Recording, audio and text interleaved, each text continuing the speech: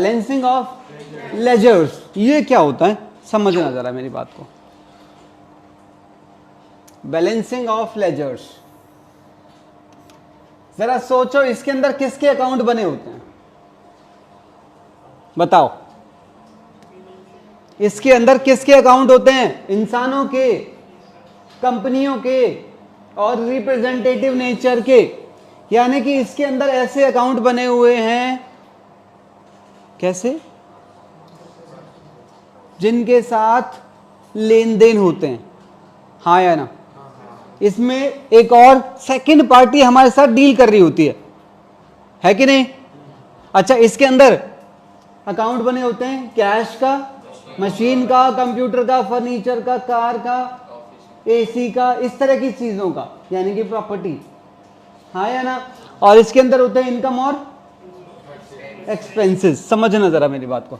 देखो मैंने नीचे क्या लिखा है, पर्सनल। इसके अंदर जैसे 1 2 3 4 और भी हो सकते हैं, इसके अंदर 1 2 3 4 और भी हो सकते हैं। तो इसके अंदर और इसके अंदर जो अकाउंट होते हैं, क्या बोलते हैं इसे? हम इसे क्या बोलते हैं? इसे दिस इज एन अकाउंट, हाँ या ना? अगर कोई तुमसे पूछे अकाउंट क्या होता है तो तुम क्या कहोगे? हाँ, अकाउंट एक टी शेप का स्ट्रक्चर होता है, जिसकी लेफ्ट हैंड साइड को डेबिट और राइट हैंड साइड को, और इस तरफ जब लिखा जाता है तो 2 से लिखा जाता है, और जब यहां लिखा जाता है तो ये है अकाउंट की डेफिनेशन, ठीक है ना? अब मैं क्या कह रहा हूं, जितने भी इसके अंदर अकाउंट बने होते हैं उन्हें हम क्या करते हैं? बैलेंसिंग। और इसके अंदर भी जितने अकाउंट है इन्हें भी हम क्या करते हैं? बैलेंसिंग। पर इसके अंदर जितने अकाउंट होते हैं हम उन्हें क्या करते हैं? क्लोज क्यों करते हैं? कोई रीजन? अरे क्योंकि ये ऐसे अकाउंट हैं जो हमें लंबे समय तक हमारे साथ जुड़े रहते हैं, पर इसकी इन चीजों को अपने साथ जोड़ के रखने का कोई फायदा ही नहीं है।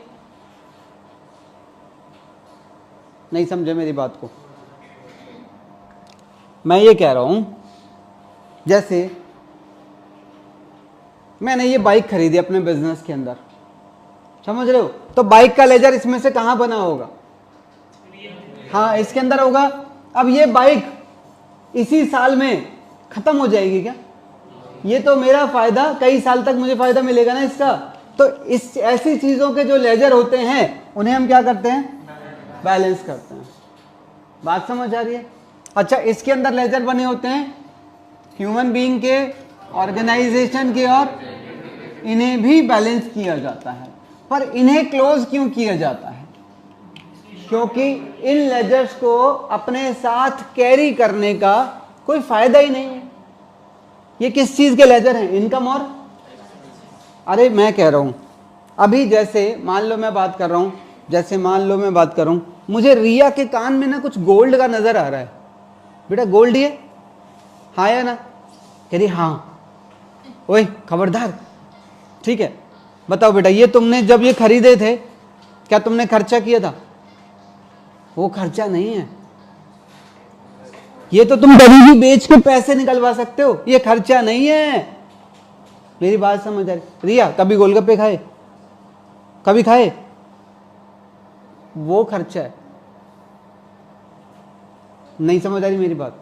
ऐसी चीजें जिनका फायदा हमें मिल चुका है, ऐसे लेजर्स को याद करके क्या कोई फायदा है?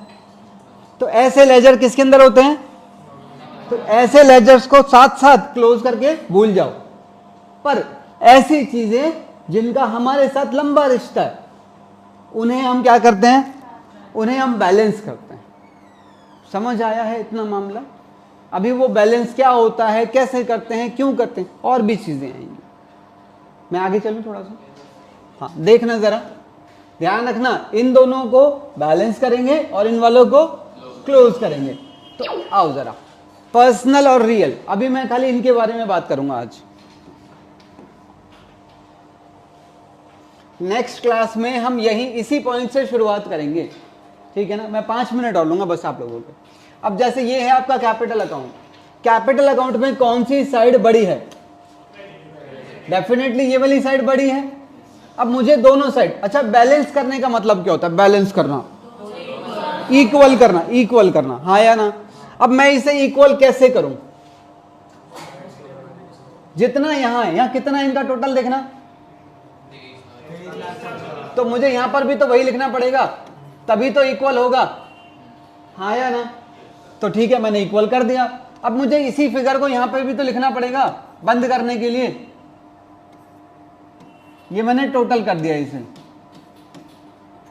और मुझे इसके सामने लिखना है टू बैलेंस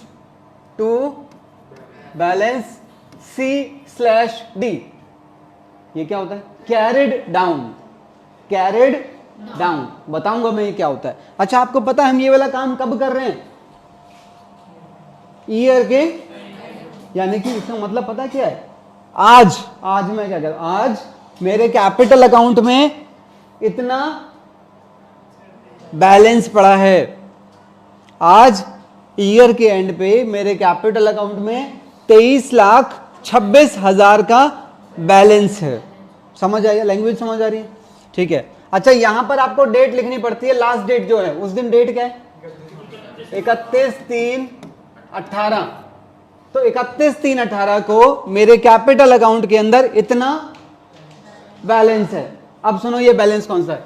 इसे कहते हैं कौन सा balance? Credit balance. Credit balance क्यों है? लिखा तो डेबिट में, अबे क्योंकि इसका बैलेंस यहां से चल के ऐसे आया है। इसके अंदर आना, जरा बैंक अकाउंट के अंदर आना। कौन सी साइड बड़ी है? देखने में तो ये वाली बड़ी है, पर अमाउंट से ये वाली बड़ी है। तो क्या करूं? पहले इसका टोटल इसके अंदर आएगा, और फिर इसका टोटल यहां पर लिखा जाएगा, बचा हुआ अमाउंट। अच्छा, मुझे बताओ इसका क्या मतलब था? इसका क्या मतलब था? हमने बैंक में पैसे डाले या बैंक से पैसे निकाले? पक्का? हम यहां पर जब जब लिखेंगे, जब जब हमारा बैंक में पैसा बढ़ेगा, और हम यहां तब तब लिखते हैं जब जब बैंक में पैसा। अब तुम खुद सोचो यार, अगर तुम इसमें से इसे माइनस कर दो तो यहां पर ये जो बचेगा ये क्या है? ये वो है जो तुम्हारा आज भी बैंक में पैसा बचा हुआ है, यानी कि बैंक बैलेंस। अबे हाँ या ना? तो कैसे निकालूं? 11 लाख को यहां लाओ, 11 लाख को यहां लाओ, और 11 लाख में से इनका टोटल, तो यहां मान लो ये 2 लाख आ गया, मान लो। तो यहां क्या लिखूंगा? बाय बैलेंस C/ और डेट वही आएगी 31/3। ये कौन सा बैलेंस है? ये डेबिट बैलेंस है, क्योंकि ये बैलेंस यहां से सफर करते करते करते वहां गया है, और इसका बैलेंस यहां से सफर करते यहां आया था। समझ आया है? पक्का? अच्छा, तो इनके अंदर जब आप इनकी बैलेंसिंग करोगे, किसकी? तो किसी भी लेजर में डेबिट बैलेंस भी आ सकता है, और किसी भी लेजर में इसका बैलेंस यहां आ रहा है, इसका बैलेंस यहां आ रहा है, इसका बैलेंस यहां आएगा, और भी है नीचे लेजर्स। इसके अंदर आ जाओ, इनके अंदर हमेशा डेबिट बैलेंस आएगा, हमेशा। रीजन सोचो, मैं कह रहा हूं मेरे पॉकेट में ये कुछ पैसे हैं, मान लो कितने हैं? मान लो मेरे पॉकेट में ये 400 रुपए हैं। कैश का लेजर ये ना, कैश, हाँ या ना? तो मैं इसमें से पेमेंट कर रहा हूं, पेमेंट करता जा रहा हूं, पेमेंट करता जा रहा हूं। मेरे पॉकेट में मिनिमम कितने बचेंगे? 0 या उससे नीचे भी बच सकता है। तो क्या इनका बैलेंस कभी भी नेगेटिव हो सकता है? बताओ। तो इनका बैलेंस या तो हमेशा होगा तो डेबिट होगा, या फिर नील। बस, इनका बैलेंस कभी भी क्रेडिट नहीं हो सकता। आप चेक करके देख लो कौन सी साइड बड़ी। देखे, अरे नहीं रे, कौन बोला रे क्रेडिट? तुम्हें देखने में ये बड़ी लग रही है ना, पर अमाउंट देखो इसके अंदर कितना है इतना बड़ा अमाउंट कोई? तो इसका बैलेंस अगर मैं लिखूंगा तो यहां लिखा जाएगा, हाँ या ना? इसके अंदर देखो कौन सी साइड बड़ी? डेबिट। इसके अंदर डेबिट। तो इन सब के अंदर हमेशा कौन सी साइड बड़ी होती है? डेबिट साइड ही बड़ी होती है सबके अंदर। समझ आइए मेरी बात? तो इसके अंदर डेबिट बैलेंस भी मिल सकता है, क्रेडिट बैलेंस भी मिल सकता है, पर इसके अंदर हमेशा डेबिट बैलेंस मिलता है। अब सुनो जरा और कुछ बातें। अब जैसे मैं कह रहा हूं इसका बैलेंस यहां पर आया था कितना, और यहां पर आया था 11 लाख। पता है इसे क्या बोलते हैं? इसे बोलते हैं ग्रैंड टोटल। क्या बोलते हैं? Grand total. और इसे क्या बोलते हैं? By balance.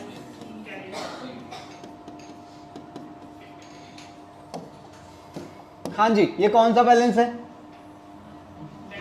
This is a debit balance. इसका मतलब क्या है? जैसे मैंने अभी बताया, इसके अंदर डेबिट बैलेंस भी आ सकता है। इसका डेबिट बैलेंस का मतलब क्या है? इसके डेबिट बैलेंस का मतलब है हमें इतना पैसा बैंक से लेना बाकी है। हाँ या ना? पक्का? अच्छा, तो मैं यहां लिख देता हूं, डेबिट बैलेंस का मतलब होता है किसी से कुछ लेना। हाँ या ना? अच्छा, फिर क्रेडिट बैलेंस का क्या मतलब होता होगा? किसी को कुछ देना बाकी। आप देखो इसके अंदर भी देखो, इसके अंदर कौन सा बैलेंस आएगा? क्रेडिट आएगा। तो इसके क्रेडिट बैलेंस का क्या मतलब है? कि हमने मतलब बिजनेस ने 60,000 रुपए बालाजी को देने बाकी। क्यों देने बाकी? क्योंकि हमने उससे माल खरीदा था, अभी तक हमने उसके पैसे दिए ही नहीं समझ आई मेरी बात? तो इसका डेबिट बैलेंस बताता है किसी से कुछ लेना बाकी है, और क्रेडिट बैलेंस बताता है किसी को कुछ देना बाकी है। ठीक है ना? अच्छा, इसके अंदर कौन सा बैलेंस होता है? इसका डेबिट बैलेंस क्या बताता होगा? लगाओ दिमाग। जैसे इसका बैलेंस यहां पर आ रहा है, ये है क्या? हट, इसमें किसी से क्या लेगा? यस। इसका बैलेंस रियल अकाउंट का हमेशा डेबिट बैलेंस होता है, और इसका डेबिट बैलेंस ये बताता है कि ईयर के एंड पे हमारे पास कितना कैश या कितनी प्रॉपर्टी, ये प्रॉपर्टी का लेजर है नीचे, कितना कैश या कितनी प्रॉपर्टी बच गई है। बचा हुआ कैश या बची हुई प्रॉपर्टी, ये पता चलती है किससे? रियल के डेबिट बैलेंस से। समझ आया है? ठीक है, देखो अभी लिखना नहीं है, मैंने इसके अंदर देखो कुछ बैलेंसेस करके दिखाए हैं साफ सुथरे। कौन सा बैलेंस? क्रेडिट बैलेंस, क्योंकि क्रेडिट साइड बड़ी है। कौन सा बैलेंस? कौन सा बैलेंस? डेबिट। इसके अंदर देखो सब में डेबिट बैलेंस। कंक्लूड कर रहा हूं, पढ़ो जरा।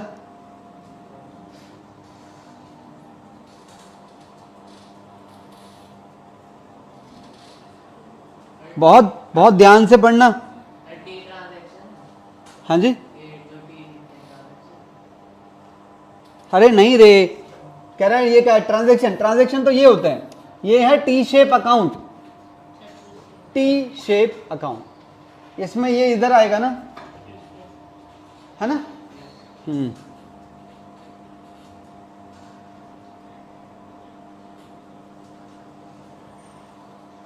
समझ आया है?